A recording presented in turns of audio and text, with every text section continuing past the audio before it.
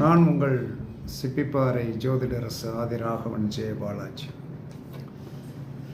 சஷ்டி திதியில் போய் பிறந்தவர்கள் மகா வஜ்ரேஸ்வரி நித்யா என்ற தெய்வத்தை வழிபாடு செய்ய வேண்டும்.